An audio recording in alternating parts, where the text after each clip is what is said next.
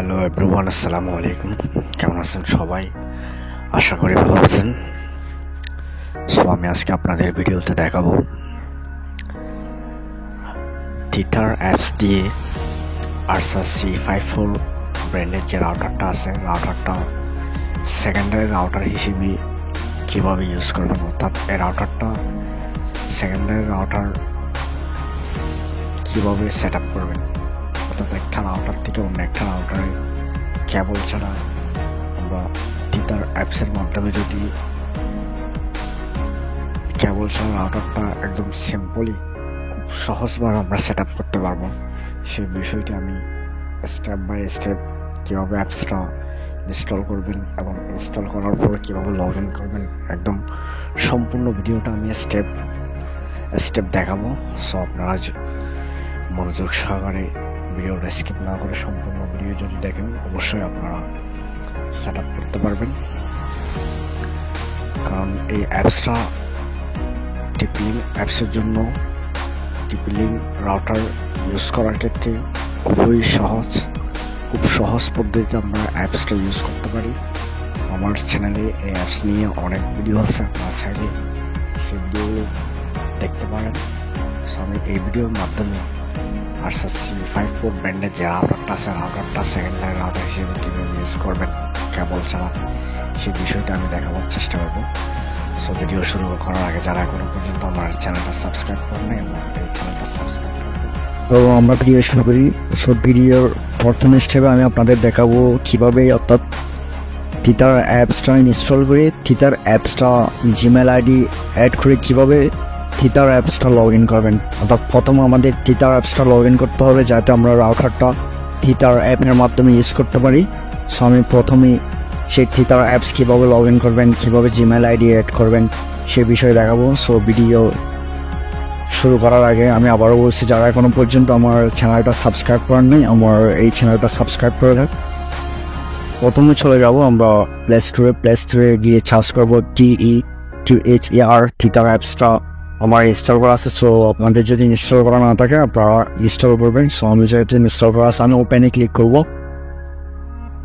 ওপেনে ক্লিক করার সাথে সাথেই আমার টিপিলিং আইডি ক্রিয়েট করতে বলবো। সো আমি ক্রিয়েটে ক্লিক করবো, আমাদের দেশ সিলেক্ট করতে বলবো, আমি বাংলাদেশ সিলেক্ট করবো। সিলেক্ট করার পর ডাউন লেখা আছে উপরে, আমি ডাউনে ক্লিক করবো। আমার এখন একটা জিমেল আইডি দিতে হবে। সো আমি একটা জিমেল আইডি দিয়ে দেবো। জিমেল আইডি দেওয়ার পর নেক্সট অপশনে ক্লিক করবো। নেক্সট অপশনে ক্লিক করার পর সেট ইউর পাসওয়ার্ড, অর্থাৎ এই অ্যাপসটা যেহেতু আমরা ইউজ করবো, ইউজ করার ক্ষেত্রে আমাদের পাসওয়ার্ড প্রয়োজন হবে। সো প্রয়োজনের স্বার্থে আমরা একটা স্ট্রং পাসওয়ার্ড দিয়ে দেবো, শুধুমাত্র এই অ্যাপ ইউজ করার জন্য সেটা প্রয়োজন হবে। সো পাসওয়ার্ড দেওয়ার পর নিচে দেখতেছি কনফার্ম পাসওয়ার্ড, সেম পাসওয়ার্ডটা দিয়ে আমরা কপি করে কনফার্ম পাসওয়ার্ডে দিয়ে দেবো। কনফার্ম পাসওয়ার্ডে দিয়ে পর এবার দেখতেছি সাইন আপে ক্লিক করলে প্রাইভেসি অ্যান্ড এগ্রিমেন্ট সবগুলো আমরা অ্যাক্টিভ করে দেবো। অ্যাক্টিভ করে অ্যাক্টিভ লগ ইনে ক্লিক করবো। অ্যাক্টিভ লগ ইনে ক্লিক করার পর আমাদের এই ইন্টারফেসে দেখা যাবে রিসেন্ট নামে একটা অপশন দেখা আসবে। সো আমরা রিসেন্টলি ক্লিক করবো। রিসেন্টলি ক্লিক করার সাথে সাথে আমরা যে জিমেল দিছি সেই মেইলে একটা টিপিলিং থেকে একটা নোটিফিকেশন যাবে যাতে রেজিস্টার করার জন্য। সো আমি ডাইরেক্ট চলে যাবো এখন সেই জিমেলে দেখতেছি একটা নোটিফিকেশন আসছে। সো আমাদের এখন যেটা করতে হবে রেজিস্টার, অর্থাৎ click to finish register. So আমি যে কোনো একটা ব্রাউজার সিলেক্ট করবো। কোন ব্রাউজার সিলেক্ট করছি দেখা যাচ্ছে অ্যাক্টিভেশন সাকসেস, অর্থাৎ আমার জিমেল যে অ্যাড করছে না সাকসেস হয়ে গেছে। তো এবার আমরা আবারও সেই অ্যাপসে চলে যাবো। থিটার অ্যাপসে দিয়ে যে পাসওয়ার্ডটা দিয়েছি আমরা, সেই পাসওয়ার্ডটা দিয়ে আমরা লগ ইনে ক্লিক করবো। লগ ইনে ক্লিক করার পর আমরা বামে কর্নার দেখতে পাবো 3 ডট মেনুতে ক্লিক করলে মাই ডিভাইস নামের অপশনে ক্লিক করলে যে অ্যাপসের পাশে যতগুলো টিপিলিং রাউটার আছে সবগুলো সব আপনারা ঠিক লক্ষ্য করলে দেখতে পাবেন যে রাউটারের মধ্যে আরসাস C5 রাউটারটা অলরেডি শো হয়ে গেছে। সো সেটা আমরা এখন সেট আপ করবো। টিপিলিং আইডিটা আমরা দেখতে পাবো। সো পাসওয়ার্ডটা দিয়ে আগে কানেক্ট হয়ে যাব। পাসওয়ার্ডটা রাউটারের পিছনে দেখতে পাবো। সো 8 ডিজিটের পাসওয়ার্ডটা দিয়ে আমি কানেক্ট হয়ে গেছি। কানেক্ট হওয়ার পর আমরা থিতার অ্যাপসে চলে যাব। থিতার অ্যাপসে লগইন অ্যাপস ওপেন করার সাথে সাথে রাউটার আশেপাশে যত রাউটার আছে সব শো হবে। সো আমি দেখতে পাচ্ছি আবার সে রাউটারটা আর C54 রাউটারটা প্রথম আমরা 8 বিট পাসওয়ার্ড আর কনফার্ম পাসওয়ার্ডটা দিয়ে লগ ইন করবো। অর্থাৎ একটা পাসওয়ার্ড দিব, সেই পাসওয়ার্ডটা আবার কনফার্ম পাসওয়ার্ডে দেওয়ার পর আমি 8 বিট পাসওয়ার্ডটা দিয়ে কনফার্ম করছি। কনফার্ম করার পর আবার নেক্সটে ক্লিক করলে ওয়াইটিং হবে। সো ওয়াইটিং হওয়া পর্যন্ত আমরা ওয়েট করবো। কয়েক সেকেন্ড ওয়েট করলে এরপর আমাদের সামনে সিলেক্ট নিউ কানেকশনটা, যেহেতু আমরা রাউটার থেকে রাউটার কানেক্ট করছি, সো এই ক্ষেত্রে আমরা সবসময় ডাইরেক্টলি সিলেক্ট করবো। রাউটার টু রাউটার কানেকশন করা যেটা ডাইরেক্টলি আইপি সিলেক্ট করা আছে। এবার নেক্সট অপশনে ক্লিক করবো। আমার লেখা আছে do you need to change your back address. আমরা চাইলে রাউটারের যে পাসওয়ার্ডটা আছে সেটা চেঞ্জ করতে পারি। সো যেহেতু আমি চেঞ্জ করতেছি না, সো আমি ডু নট চেঞ্জ ব্যাক অ্যাড্রেসে ক্লিক করবো। সো আমি ম্যানুয়াল ইন্টার ব্যাক অ্যাড্রেসে ক্লিক করলে নিচের অপশনে ক্লিক করবো। যেহেতু আমি চেঞ্জ করতেছি না, উপরে ক্লিক করা আমরা নেক্সটে ক্লিক করলে এবং অ্যাপ্লাই হবে। এরপর আমরা আবারও চলে যাবো অ্যাপসে যাওয়ার পর C54 রাউটারটা শো হবে, আমরা দেখতে পাবো। এবার এখান থেকে আমরা এক্সটেন্ডার নেটওয়ার্কে ক্লিক করবো।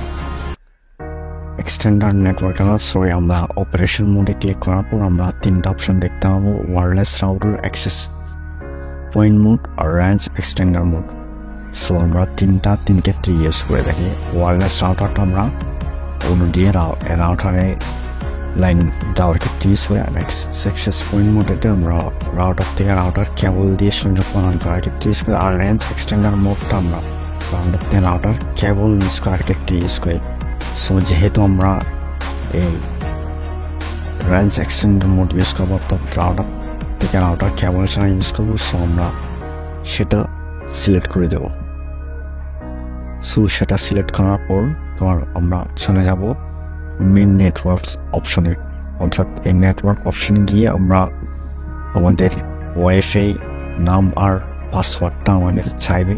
সো আমি আমার ওয়াইফাই নাম আর পাসওয়ার্ডটা আমরা যেভাবে ইউজ করি সেভাবে দিয়ে দেবো। যেহেতু আমাদের রাউটারটা ডোমেইন নেম, সো এক্ষেত্রে আলাদা আমাদের নাম এবং পাসওয়ার্ড দিতে হবে।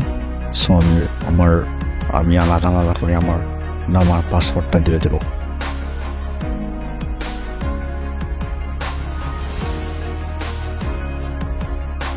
পাসওয়ার্ড আর ওয়াইফাই নেমটা শো হবে। সো আমরা যেহেতু একটা ডুয়েল ভেন্ডার রাউটার, সো এই ক্ষেত্রে দুইটাতেই আমাদের পাসওয়ার্ড দিতে হবে। আমি প্রথমে 2.4Gতে পাসওয়ার্ড দিচ্ছি, এই নামটা দিচ্ছি, নাম দেওয়ার পর পাসওয়ার্ডটা দিচ্ছি। এরপর আমরা 5Gতে আমরা নামটা দিব, তারপর একটা পাসওয়ার্ড দেব। সো আমরা এক্ষেত্রে আমরা চাইলে 2.4G আর 5G দুইটারই আলাদা নাম দিতে পারি, বা দুইটারই সেম নাম দিতে পারি, সেম পাসওয়ার্ড দিতে পারি। সো ওই ক্ষেত্রে আমাদের দুইবার কানেক্ট হতে হবে না। অর্থাৎ আমরা যদি ডিফারেন্ট নাম ইউজ করি, সো এই ক্ষেত্রে ডিফারেন্টভাবে আমাদের কানেক্ট করতে হবে ডিফারেন্ট পাসওয়ার্ড দিয়ে। যেহেতু আমরা সেম পাসওয়ার্ড দিচ্ছি, আমরা একই সাথে কানেক্ট হয়ে যেতে পারবো। তারপর নেক্সটে ক্লিক করার পর আমরা সাথে সাথে ওয়াইফাই থেকে ডিসকানেক্টেড হয়ে যাবো।